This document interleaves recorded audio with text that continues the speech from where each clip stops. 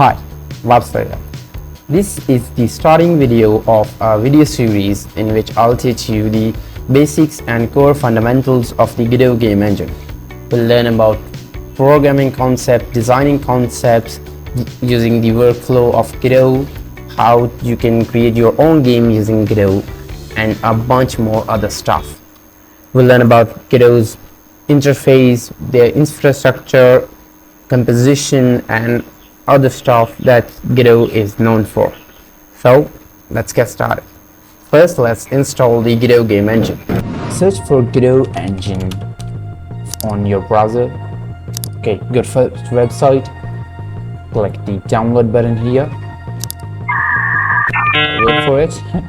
Now click the download button again and let it download.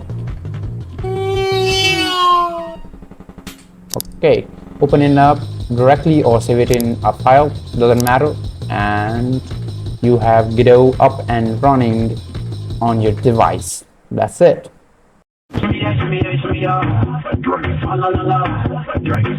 In your project manager, you have three sections: the project list, where all of your projects show up, sidebar with some tools, and creation bar with which you can create, import, and scan projects. Now in the asset library here, I let it load, and you can find add-ons and template projects from the community.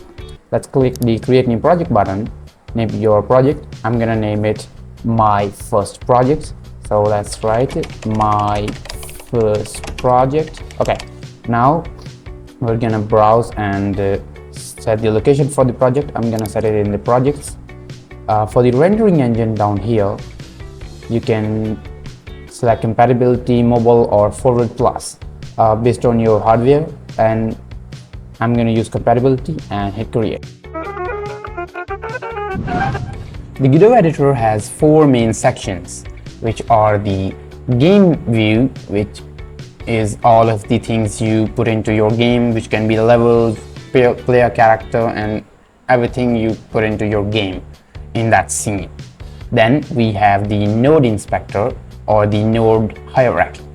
It keeps track of every node you create into that scene. Then we have the file system.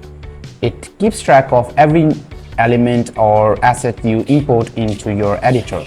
Then we have the inspector on the right. It lets you access and edit the properties of a selected node. You can switch between 3D view and 2D view by clicking these buttons here. You can navigate in 2D and 3D. Nodes are the fundamental building blocks of the Godot game engine. You combine nodes to zoom in everything and anything. If I hover over any important assets in the file inspector, I can see a name, it can be a car, it can be a racing track, and things like that, like their properties and stuff. Be the villain. Now, if I drag and drop this right here, it can be an explosion particle. My point has been proven. Now, you can see in the node inspector there is a node by combining of types by 2D. Then I can go to the collection of nodes. Here you combine nodes to create, for example, the position, rotation, scale, then you can save it as a scene. A scene is kind of, as you can Unity's see, we are moving it up and down, but it's way more flexible and rotate reusable. And we can rent really changes by clicking this arrow here. Reusability. That's why the Godot scene ecosystem is super comfortable with reusing nodes, which is called instantiation in the language of Godot. You can take the player and put it in the game scene or the level scene. That's kind of the basic premise of the node and scene system. You'll learn more about nodes and scenes as you go along the development process and make simple games or anything you want to create. And in my opinion, there's so much you can learn with just theory. The best way is to just hop into game development and create a simple project and stuff.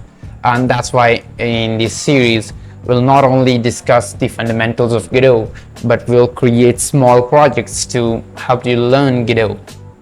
Wrapping up with creating your first ever scene. You can click this plus icon to create more scenes, and you can select between Node 2D, Node 3D, UI, and any other node you want to create as the root node.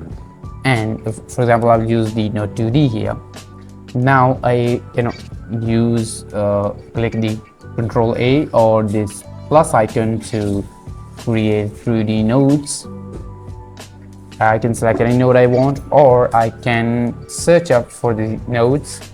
I'm gonna use a sprite 2D, and in the inspector here I'll just assign it a texture. And yeah, that's it, your first ever scene.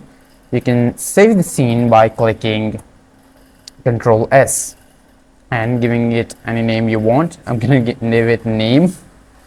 You can also create scene but directly from this file inspector. So that's kind of it for today's video. If you like the video and enjoy the content I make on this channel, you can subscribe to the channel and support me on Patreon. That's it, and I'll see you in the next one. Till then, goodbye.